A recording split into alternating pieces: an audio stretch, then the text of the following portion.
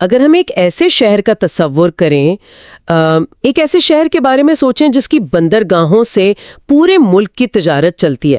بالکل، ملک کا ایندھن ہے وہ۔ ہاں، یعنی جس کی انڈسٹریز اور مارکیٹس ملک کا سب سے بڑا ریونیو جنریٹ کر رہی ہیں، لاکھوں لوگوں کو روزگار مل رہا ہے۔ لیکن مسئلہ وہاں آتا ہے جب بات آتی ہے اس شہر کے اپنے عوام کی، مطلب انہیں پینے کا صاف پانی، پبلک ٹرانسپورٹ یا یہاں تک کہ کچرا اٹھانے جیسی بنیادی سہولیت کے لیے بھی سٹرگل کرنا پڑتا ہے۔ یہ کوئی کسی ڈسٹوپین ناول کا پلاٹ نہیں لگتا، یہ کراچی کی حقیقت ہے۔ صحیح کہا آپ نے، اور یہی وہ پیراڈاکس ہے، یعنی یہی وہ تضاد ہے جو کراچی کو صرف ایک شہر نہیں بلکہ ایک انتہائی کمپلیکس کیس سٹڈی بناتا ہے۔ عام طور پر اگر ہم پاکستان کی سیاست کو دیکھیں تو ایک بڑا سیٹ پیٹرن نظر آتا ہے۔ دیہی علاقوں میں پاور کا جو سورس ہے وہ زمین ہوتی ہے، رائٹ، جاگیردارانہ نظام۔ بالکل، وہاں ایک روایتی جاگیردارانہ یا ٹرائبل سسٹم چل رہا ہوتا ہے جہاں وفاداری اور پاور پہلے سے طے شدہ ہوتی ہیں۔ لیکن کراچی میں قدم رکھتے ہی سب بدل جاتا ہے۔ ہاں، یہ تمام روایتی اصول ہوا میں اڑ جاتے ہیں۔ اچھا، آج کا جو ہمارا گہرا مطالعہ ہے اس میں ہم اسی چیز کو سمجھیں گے۔ ہمارے پاس جو مختلف سورسز اور مواد ہیں ان کی روشنی میں ہم یہ واضح کریں گے کہ کراچی کی سیاست پورے پاکستان سے بالکل الگ کیوں ہے۔ اور یہ بھی واضح کر دیں، ہاں، یہ ضروری ہے، اس مطالعے میں ہماری کسی بھی سیاسی جماعت کی حمایت یا مخالفت نہیں ہوگی۔ ہم بالکل غیر جانبدار رہ کر صرف حقائق اور تجزیے پر مبنی گفتگو کریں گے۔ صحیح بات ہے، تاکہ ایک وسیع تر اور کلیئر پکچر سامنے آ سکے۔ تو چلیے اس پوائنٹ کو تھوڑا اور کھولتے ہیں۔ اگر ہم کراچی کی سیاست کو سمجھنا چاہتے ہیں تو اسے کسی روایتی پولیٹیکل سسٹم کے بجائے مطلب ایک کٹ تھروٹ کارپوریٹ بورڈ روم کی طرح دیکھنا پڑے گا۔ واہ، یہ بڑی اچھی تشبیہ دی ہے آپ نے، ایک کارپوریٹ بورڈ روم ہے نا، ایک ایسا بورڈ روم جہاں مختلف ڈپارٹمنٹس یعنی جو مختلف پولیٹیکل اور ایتھنک گروپس ہیں وہ اپنے حصے کے وسائل اور اس شرنکنگ بجٹ کے لیے مسلسل آپس میں لڑ رہے ہیں، آپس میں مقابلہ کر رہے ہیں۔ اور اس بورڈ روم کی سب سے حیران کن بات مجھے یہ لگتی ہے کہ یہاں سی ای او کی کرسی تقریباً خالی ہے۔ بالکل خالی ہے، یعنی اسٹیٹ یا ریاست کا جو ایک یونیفائنگ کنٹرول ہونا چاہیے وہ وہاں ویسے موجود نہیں ہے۔ یہ جو کارپوریٹ بورڈ روم والی تشبیہ آپ نے دی، یہ اس سچویشن پر بالکل پرفیکٹلی فٹ آتی ہے، کیونکہ اس سے یہ بات واضح ہوتی ہے کہ یہاں مقابلہ اصل میں ہے کس چیز کا؟ کرسی کا نہیں ہے۔ یہ مقابلہ صرف کوئی عام کرسی کا نہیں ہے۔ اس بورڈ روم کا کنٹرول دراصل ملک کی معیشت کی شاہ رگ پر کنٹرول ہے۔ صحیح۔ کراچی میں پاور کا مطلب زمین کے بڑے بڑے ٹکڑے یا فصلیں نہیں ہیں، یہاں پاور کا مطلب ہے ports, real estate, transport networks, industrial zones وغیرہ۔ ہاں، انڈسٹریل زونز اور ہول سیل مارکیٹس پر کنٹرول۔ جب سٹیکس اتنے ہائی ہوں اور اکانومی اتنی میسو ہو تو ظاہر ہے لڑائی بھی اتنی بڑی ہوگی۔ ایگزیکٹلی، اسے کنٹرول کرنے کی کشمکش بھی اتنی ہی شدید ہوتی ہے۔ مگر یہاں میرے ذہن میں ایک بہت بڑا سوال پیدا ہوتا ہے، اگر کراچی واقعی ایک اکنامک ہب ہے، ایک کارپوریٹ اینٹی کی طرح چل رہا ہے جہاں لوگ پورے ملک سے صرف روزگار اور بہتر مستقبل کے لیے آتے ہیں، وہ یہاں کی سیاست پیورلی کلاس بیسڈ یا اکنامک انٹرسٹس پر کیوں نہیں چلتی؟ یعنی لیبر یونینز یا بزنس چیمبرز کی سیاست ہونی چاہیے تھی نا۔ اچھا، لیکن ہم دیکھتے ہیں کہ یہاں سیاست پر نسلی شناخت یعنی آئیڈینٹی پالیٹکس سب سے زیادہ حاوی ہے۔ یہ سمجھ نہیں آتا کہ ایک ماڈرن میگا سٹی میں لوگ ایتھنک لائنز پر کیوں ڈیوائیڈ ہو جاتے ہیں۔ یہ اس شہر کا سب سے فیسینیٹنگ اور میں کہوں گا اکثر غلط سمجھا جانے والا پہلو ہے۔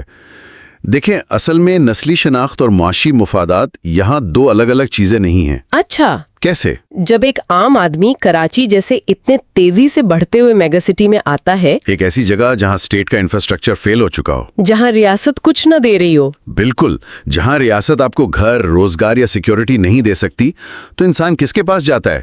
وہ اپنے کمیونٹی نیٹ ورک کے پاس جاتا ہے۔ تو یعنی آئیڈینٹی ہی ایک قسم کا سوشل سیکیورٹی نیٹ بن جاتی ہے۔ ایگزیکٹلی۔ آپ کی نسلی شناخت، آپ کی کمیونٹی ہی دراصل آپ کی لیبر یونین بن جاتی ہے۔ واہ! ہوتا یہ ہے کہ شہر میں اسپیسیفک سیکٹرز اسپیسیفک کمیونٹیز کے کنٹرول میں آنے لگتے ہیں۔ مثال کے طور پر اگر ہم ماضی میں دیکھیں تو ایک وقت میں ٹرانسپورٹ سیکٹر ایک خاص کمیونٹی کے پاس چلا گیا۔ ہاں، صحیح۔ ریئل اسٹیٹ اور لیبر فورس میں کسی اور گروپ کا اثر و رسوخ بن گیا.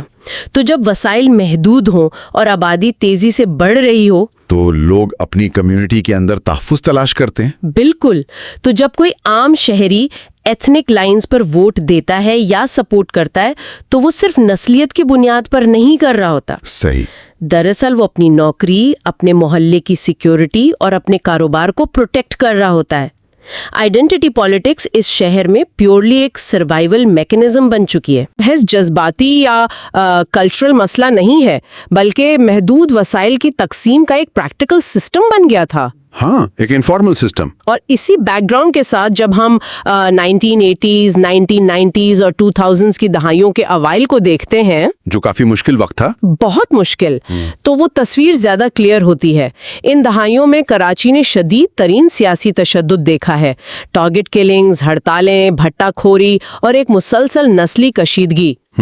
باہر سے دیکھنے میں تو یہ کسی کو بھی صرف لا اینڈ آرڈر کا مسئلہ لگتا ہے، جیسے پورے شہر میں کوئی گینگ وار چل رہی ہو. اور یہی وہ سب سے بڑی غلط فہمی ہے جو اکثر لوگ پالتے ہیں. اچھا. ہاں، یہ صرف بلائنڈ وائلنس یا عام اسٹریٹ کرائم تھوڑی تھا. اس جارحانہ سیاست کی بنیادی وجہ وسائل پر کنٹرول کی لڑائی تھی. بورڈ روم کا کنٹرول. بالکل، وہی کارپوریٹ بورڈ روم. جب آپ کے پاس ایک ایسی پولیٹیکل اکانومی ہو جہاں اسٹیٹ فارملی ٹیکس کلیکٹ کر کے سروسز ڈیلیور نہیں کر رہی، تو پھر انفارمل طریقے نکل آتے. ہاں، وہاں انفارمل ٹیکسیشن شروع ہو جاتی ہے. یہ بھٹا خوری یا ایکسٹورشن کیا تھا؟ یہ ایک قسم کا انفارمل ٹیکس تھا جو مختلف گروپس اپنے اپنے کنٹرول کے علاقوں میں وصول کرتے تھے. زمینوں پر قبضے، جسے عام زبان میں چینا کٹنگ کہتے ہیں، یہ سب صرف کرائمز نہیں تھے، یہ ایکچولی پولیٹیکل فائنانس کے ٹولز تھے.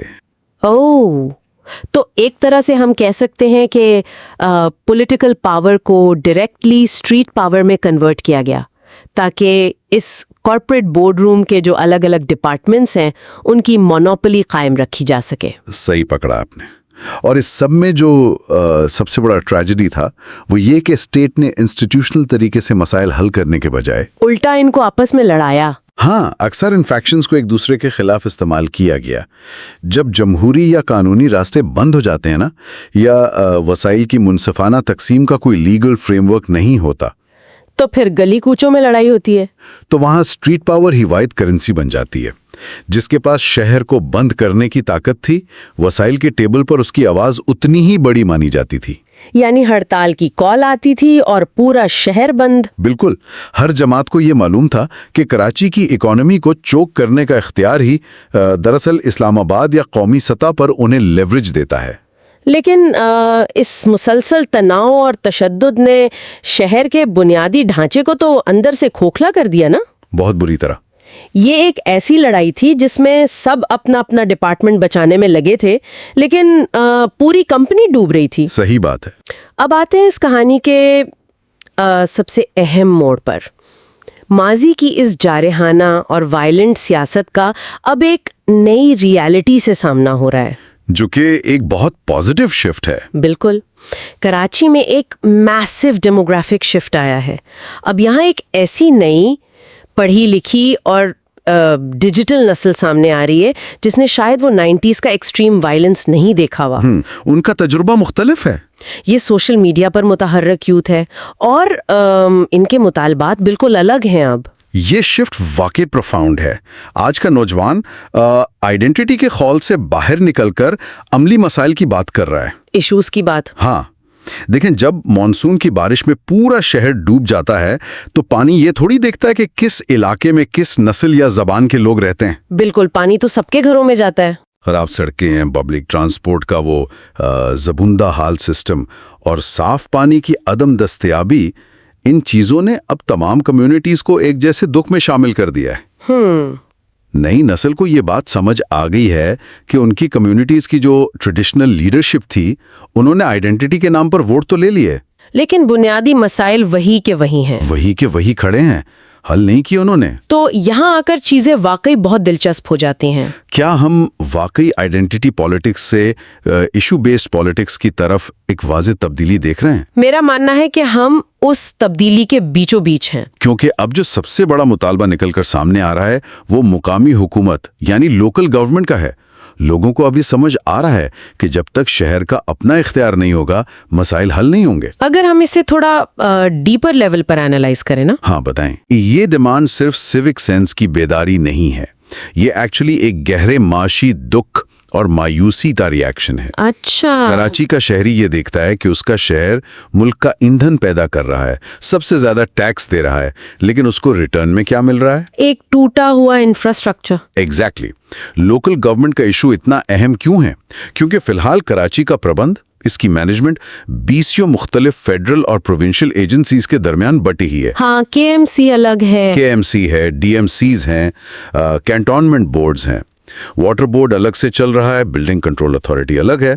एक आम आदमी को मालूम ही नहीं कि उसकी गली की सड़क ठीक करना असल में किसकी जिम्मेदारी है। यानी वही बात हो गई, CEO की कुर्सी खाली है, कोई एक शख्स या एक इदारा अकाउंटेबल नहीं है पूरे शहर के लिए। दरअसल शहर को एक स्ट्रॉन्ग यूनिफाइड मेयर या लोकल गवर्नमेंट ना मिलने की एक बहुत बड़ी पॉलिटिकल और मुआशी वजह भी है। वो क्या? देखें, अगर आप कराची के लोकल गवर्नमेंट को फाइनेंशियल ऑटोनॉमी दे लेते हैं, उसे टैक्स कलेक्ट करने और खर्च करने का पूरा इख्तियार दे देते हैं, तो पॉलिटिकल टर्म्स में आपने दरअसल मुल्क के सबसे बड़े खजाने की चाबियां एक लोकल बॉडी को दे दी। ओह, तो प्रोविंशियल और फेडरल एंटिटीज अपनी इस पावर को लेट गो नहीं करना चाहती? बिल्कुल नहीं चाहती। इसलिए पावर को जानबूझकर डिसेंट्रलाइज्ड और फ्रेगमेंटेड रखा जाता है। लेकिन यूथ अब इस एडमिनिस्ट्रेटिव गेम को समझ चुकी है। सही। उनका मुतालबा अब सिर्फ आइडेंटिटी की सर्वाइवल नहीं रहा, बल्कि एक्चुअल गवर्नेंस और सर्विस डिलीवरी है। ये एक बहुत ही पावरफुल रियलाइजेशन है। जब मिडिल क्लास और नौजवान तबका ये समझ जाए कि उनके मसाइल की असल वजह उनके पड़ोसी की जबान या नस्ल नहीं है, हाँ, बल्कि एक फ्लॉड एडमिनिस्ट्रेटिव स्ट्रक्चर है, तो सियासत का रुख खुद ब खुद बदल जाता है। और इसीलिए हम देख रहे हैं कि अब पॉलिटिकल पार्टीज को भी अपनी वोकैबुलरी बदलनी पड़ रही है। बिल्कुल। अब कोई भी जमात सिर्फ और सिर्फ एथनिक स्लोगन्स पर इलेक्शन नहीं जीत सकती। उन्हें infrastructure, IT parks, transport projects और वाटर सप्लाई की बात करनी ही पड़ती है। और इसमें मेरा ख्याल है सोशल मीडिया का बड़ा किरदार है। बहुत बड़ा। सोशल मीडिया ने इस अकाउंटेबिलिटी को बहुत फास्ट कर दिया है। एक टूटी हुई सड़क या उबलती हुए गटर की वीडियो फौरन वायरल हो जाती है और लोग गुस्सा करते हैं। हाँ, और वो क्रॉस एथनिक आउटरीच क्रिएट करती है, यानी हर नस्ल का बंदा उस पर गुस्सा होता है क्योंकि मसला सबका है। तो इस सब को अगर हम कौमी सतह पर देखें तो इसके असरात क्या हैं? क्योंकि जाहिर है कराची एक आइलैंड तो नहीं है। नहीं, बिल्कुल नहीं। कराची में जो कुछ भी होता है उसकी गूंज पूरे पाकिस्तान में सुनाई देती है।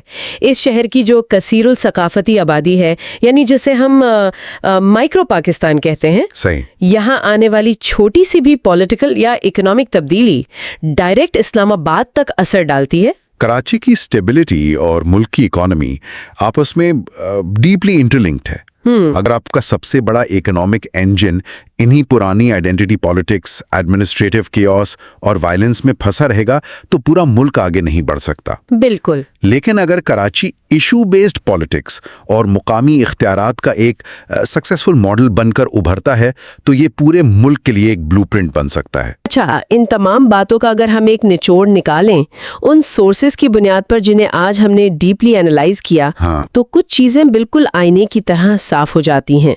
पहली तो ये कि कराची की सियासत देहाती एरियाज से बिल्कुल मुख्तलिफ है, क्योंकि यहाँ मुकाबला प्योरली अर्बन इकोनॉमी पर कंट्रोल का है। सही बात है।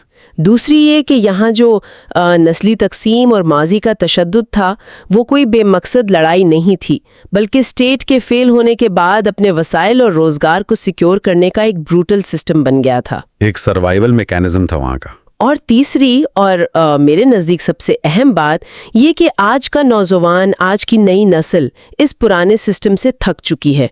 वो अब आइडेंटिटी के बजाय सर्विस डिलीवरी, मुनसिफाना तकसीम और मुकामी हुकूमत के इख्तियारात मांग रहा है। और यही डिमांड्स मुस्तकबिल की सियासत की डायरेक्शन सेट करेंगी। अगर करंट स्ट्रक्चर्स इन डिमांड्स को अकोमोडेट नहीं करते ना, तो क्या होगा? तो जो एलियनेशन और फ्रस्ट्रेशन इस वक्त बिल्ड हो रही है वो किसी नए पॉलिटिकल फिनोमेनन को जन्म दे सकती है। सिस्टम को इस नए एजुकेटेड और हाईली डिमांडिंग यूथ डेमोग्राफिक के हिसाब से खुद को इवॉल्व करना ही पड़ेगा। इस पूरी डिस्कशन के बाद और इन हकाइक को गौर से देखने के बाद ایک بہت اہم اور گہرا سوال ذہن میں آتا ہے جس پر سوچے بنا ہم اس تجزیے کو ختم نہیں کر سکتے۔ وہ کیا؟ اگر کراچی کا یہ پڑھا لکھا نوجوان اور متحرک مڈل کلاس واقعی ان پرانی نسلی اور زبان کی تقسیم کو پیچھے چھوڑنے میں کامیاب ہو جاتا ہے، اگر یہ لوگ پیورلی بنیادی مسائل، سروس ڈیلیوری اور وسائل کی منصفانہ تقسیم پر مبنی ایک نئی سیاست کو فروغ دے دیتے ہیں، تو کیا کراچی کا یہ نیا اور سکسیسفل اربن ماڈل مستقبل میں پورے پاکستان کو بدل سکتا ہے؟ یہ واقعی سوچنے کی بات ہے۔ کیا یہ ماڈل باقی ملکوں میں موجود اس صدیوں پرانے روایتی جاگیردارانہ اور قبائلی نظام کے خاتمے کا آغاز بن سکتا ہے؟ ایک وہی شہر جو اپنے کمپلیکیٹڈ اور سخت سیاسی مزاج کے لیے جانا جاتا تھا، کیا وہی پورے پاکستان کو ایک ماڈرن ایشو بیسڈ سیاست کا راستہ دکھائے گا؟ یہ ایک ایسا سوال ہے جو ہمیں ضرور سوچنا چاہیے۔